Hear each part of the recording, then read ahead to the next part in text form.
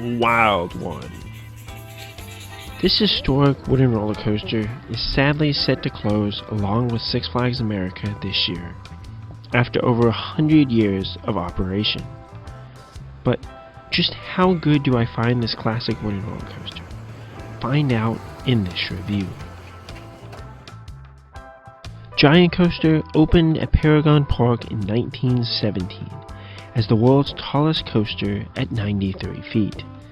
This coaster was redesigned over the years as fires destroyed various sections of the coaster, and in 1984 the park as a whole closed, as the area was converted into condominiums, though the carousel from PARAGON Park still remains.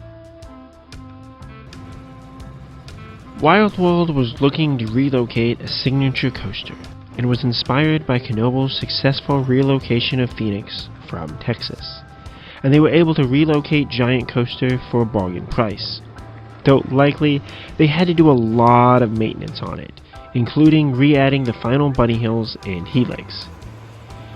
Even over its time at Six Flags America, this coaster has received multiple modifications, until we have it in its current form today. This coaster originally served as the backdrop for the entire park, before Six Flags expanded the park with the Gotham City section, and this makes for a nice visual background as it provides both character and energy to almost everywhere inside Six Flags America.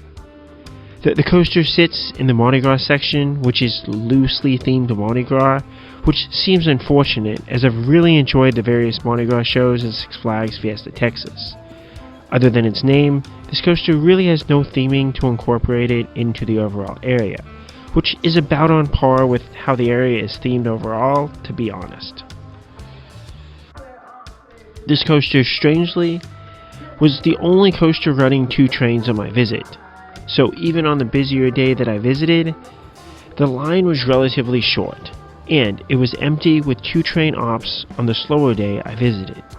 Dispatches was still slow, and likely they would stack the trains and you'd have to wait a few minutes stuck on the final brake run. Some of this was because of the seatbelt and lap bar combo for the restraints, but some of it was just not a rush to get the trains out on time. As for roughness, I found the coaster to have some bumps, but it was pretty tolerable for me, and this mainly just added character. Even on my second day at the park, where other coasters like Roar and Professor Screamer's Skywinder were not very tolerable to me, I could enjoy riding this coaster just fine.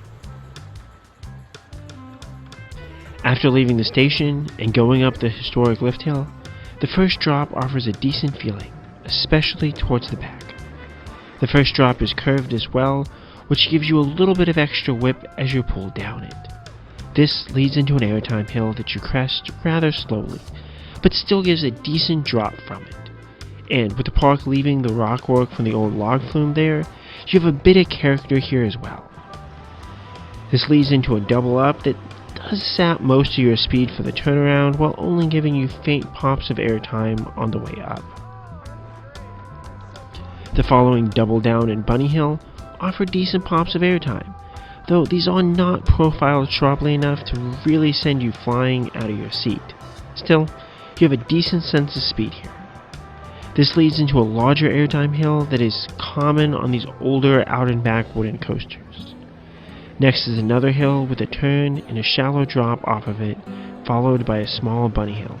That despite your height, you still have a decent sense of speed through this section, even if the forces are a bit lacking. Then, that final helix offers a long, sustained lateral moment for a coaster, as it feels like just such a long element. And these laterals are fun, but with the tightness of the old-style wooden coaster cars, it is a bit difficult to enjoy as you're not entirely free to move around the train. Still, this is a fine finale that I really wish was on more coasters.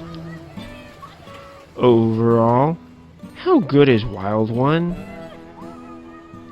This classic coaster is a solid, decent coaster with nice pull down the bigger drops, some airtime over the hills, and a strong finale with those laterals. However, while enjoyable, it just didn't do anything special for me. Some classic wooden coasters, like Judge Roy Scream, have given me great rides with very enjoyable airtime, but I didn't get a wild experience on Wild One.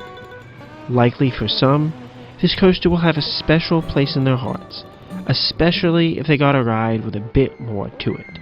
But for me, it was just a fine, solid classic Woody.